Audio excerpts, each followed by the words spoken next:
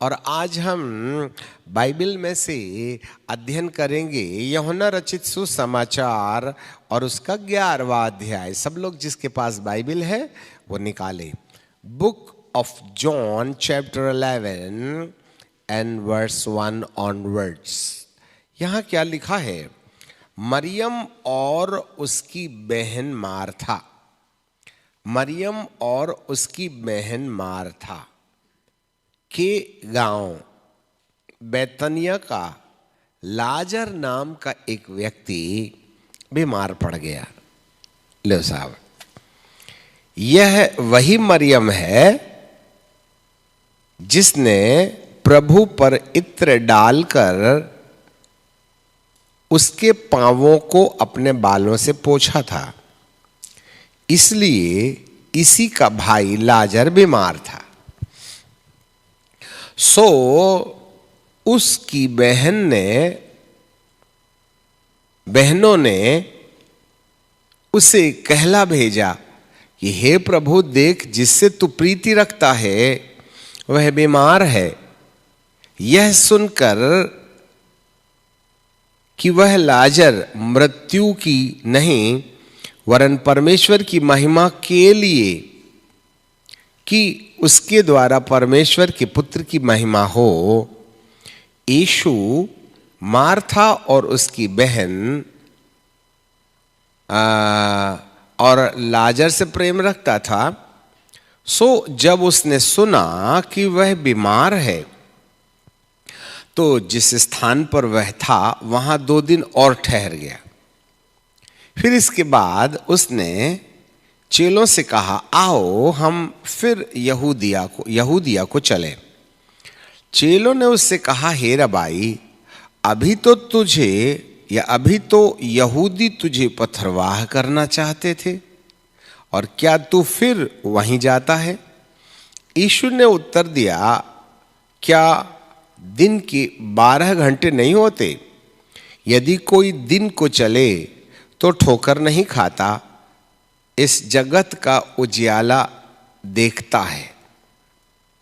परंतु यदि कोई रात को चले तो ठोकर खाता है, क्योंकि उसमें प्रकाश नहीं।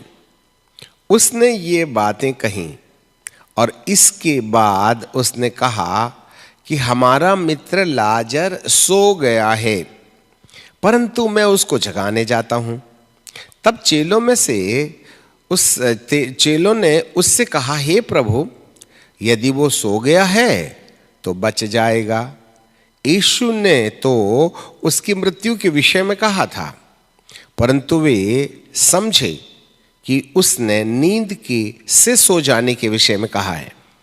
तब यीशु ने उनको साफ साफ कह दिया कि लाजर मर गया है, और मैं तुम्हारे कारण आनंदित हूं। मैं वहां ना था जिससे कि तुम विश्वास करो, परंतु आओ हम उसके पास चलें। तब थोमा, जो दिदुमुस कहलाता है, अपने साथ के चेलों से कहा, आओ हम भी उसके साथ मरने चले। अरे उसके साथ मरने चले। वो जिलाने की बात करता है या मरने की बात करते हैं ना, उल्टी गिनती। प्रभु के बोल हर किसी को समझ में नहीं आते।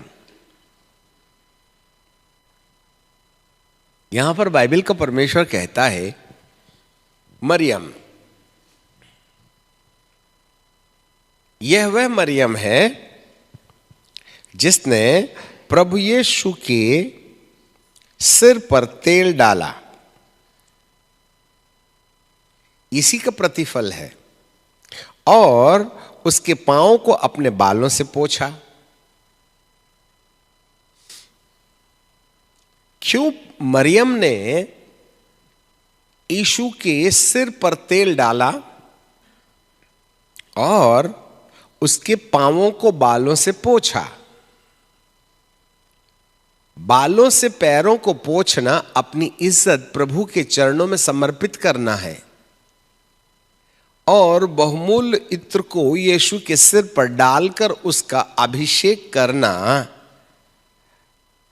इत्र का संबंध है प्राण से है।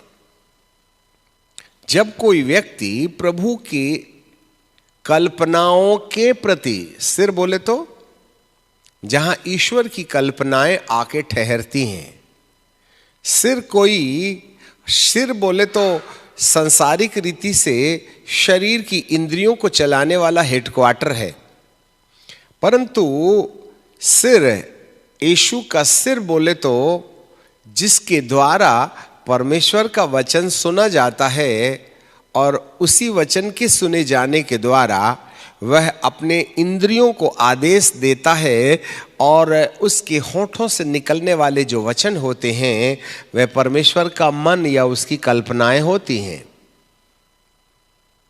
The divine plan, the production of the divine plan of God.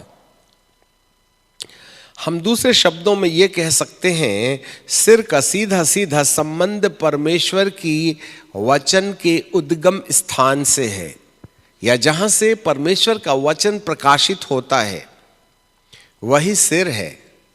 और यहां पर मरियम ने अपना बहुमूल्य इत्र जो जमा किया था उसको ला करके प्रभु यीशु के ऊपर उंडेला, अर्थात मरियम के प्राणों को परमेश्वर की योजना के प्रति समर्पित होने का दृश्य। अच्छे से समझ लीजिएगा।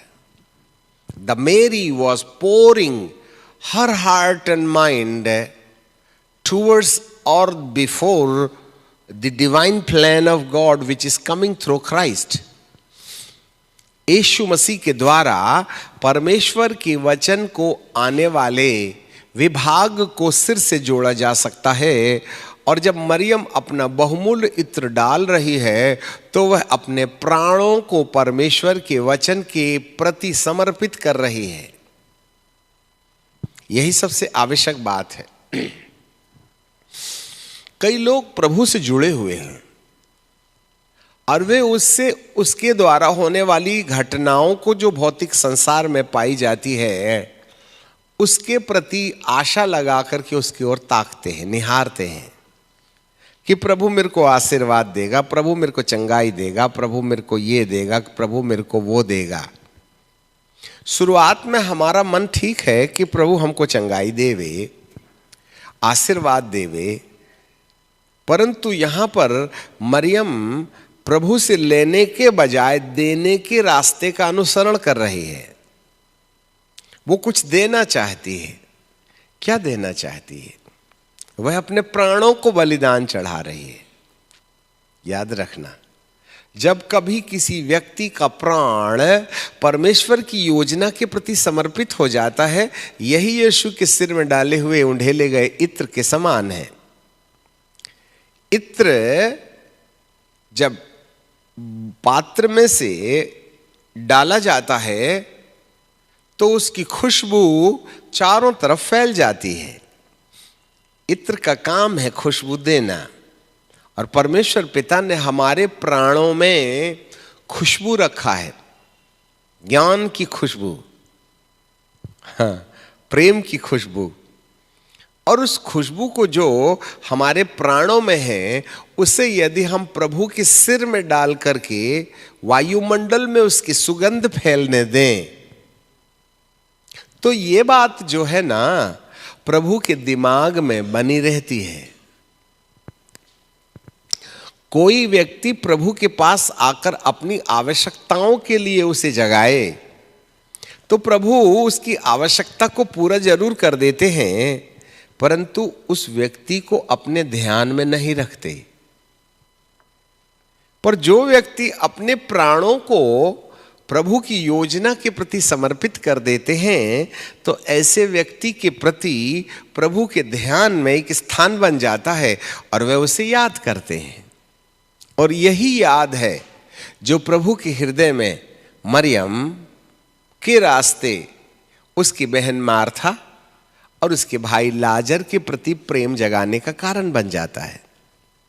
ये बात जरूर है कि प्रभु हमको प्यार करते हैं, वो तो सबको प्यार करते हैं।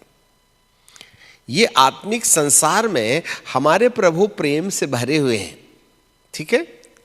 परंतु ये प्रेम उनके केवल उन्हीं के जीवन में लागू होता है जो अपने प्राणों को परमेश्वर के प्रति समर्पित कर देते हैं, अपने प्राणों को परमेश्वर के वचन के ऊपर। जब हम पैदा हुए थे तो 1 पैसे का भी आधा पैसा होता था, और इसके बाद में 1 पैसे का भी आधा से आधा मतलब पाव पैसा, आधा पैसा, 1 पैसा। पाव पैसा, आधा पैसा, 1 पैसा, फिर 2 पैसा, फिर 3 पैसा, 4 नहीं होता था, फिर 5 पैसा, फिर 10 पैसा, फिर 20 पैसा, फिर 25 पैसा, फिर 50 पैसा, फिर 1 रुपया। अब यदि 1 पैसे का पाव है तो उससे कुछ मिलता होगा ना। आज तो 10 रुपए में कुछ नहीं मिलता। समझे बात। उस जमाने में 8 आने की जो कीमत हुआ करती थी वो बहुमूल्य था। इसलिए यहूदा इस्करियोती कहता है, इतने ढेर सारे इत्र का तुमने क्यों नाश किया? ये तो बहुत मूल्य में बेचा जा सकता था और बीमारों को भोजन खिलाया जा सकता था।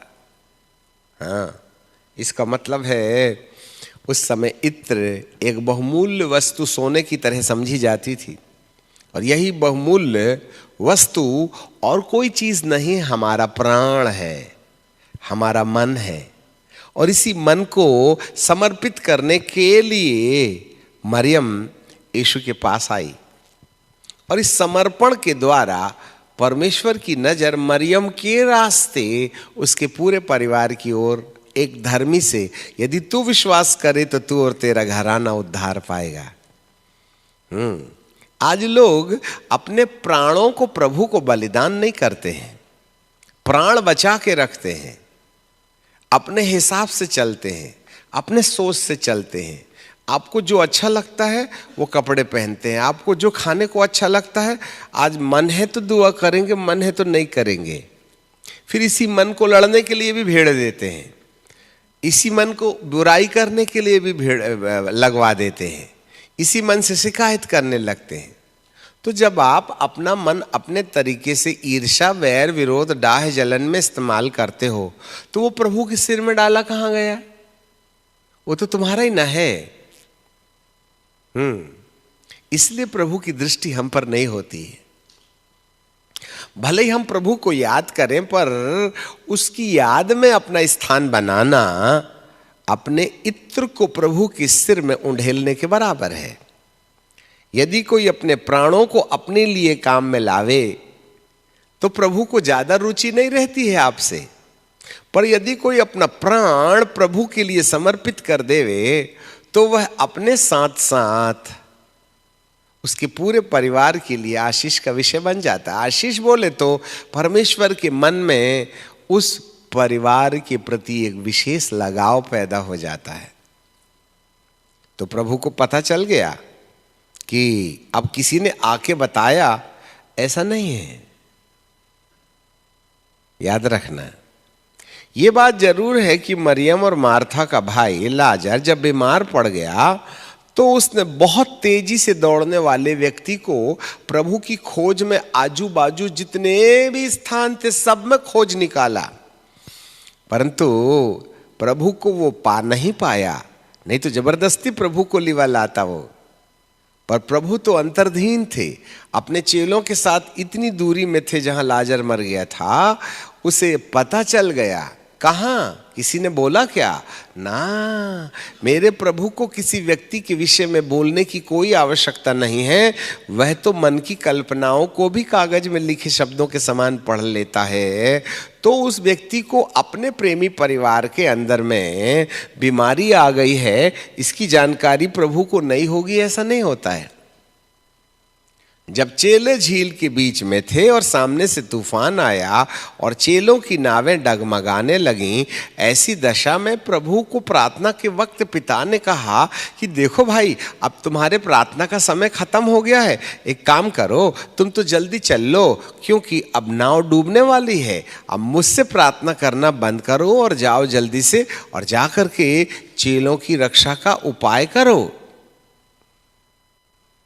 याद रखिएगा, तो मेरे प्रभु को किसी व्यक्ति के विषय में गवाही देने की जरूरत नहीं कि लाजर बीमार पड़ गया है, क्योंकि जब प्रभु प्रार्थना में अपना समय गुजारते थे ना, तो उस समय हर परिस्थितियों में जहां प्रभु परमेश्वर को कुछ अद्भुत काम करना होता था तो वे प्रभु को प्रकट कर दिया करते थे। मैं अपने आप से कुछ नहीं करता। यूहन्ना 5:19, यूहन्ना 5 यूहन्ना की किताब 5:30, 5:19 और 5:30। तो यहां पर शास्त्र में ऐसे लिखा हुआ है कि 5:19 में, इस पर यीशु ने उनसे कहा, मैं तुमसे सच कहता हूं कि पुत्र आपसे कुछ नहीं करता, केवल पिता को करते देखता है, क्योंकि जिन जिन कामों को पिता करता है ना, उन्हें पुत्र भी उसी रीति से करता है। हाँ, 30 में, मैं अपने आप से कुछ नहीं कर सकता, जैसा सुनता हूं वैसा ही न्याय करता हूं। मेरा न्याय सच्चा है, क्योंकि मैं अपनी इच्छा से नहीं वरन अपने भेजने वाले की इच्छा चाहता हूं। तो प्रभु यीशु मसीह को किसी और ने लाजर की बीमारी के विषय में नहीं बताया है, परंतु प्रभु यहोवा परमेश्वर की ओर से ये जानकारी प्राप्त कर चुके थे कि लाजर बीमार पड़ गया है, और इसलिए बीमार को मरने दिया। हम होते तो ताबड़तोड़ हवाई जहाज उठाते और चल पड़ते, परंतु प्रभु ने जानबूझ करके वहां 2 दिन और देरी कर दी, जिससे कि बीमार मर जाए। तो क्यों मरने दिया? क्योंकि वह चेलों के सामने पिता की महिमा दिखाना चाहता है।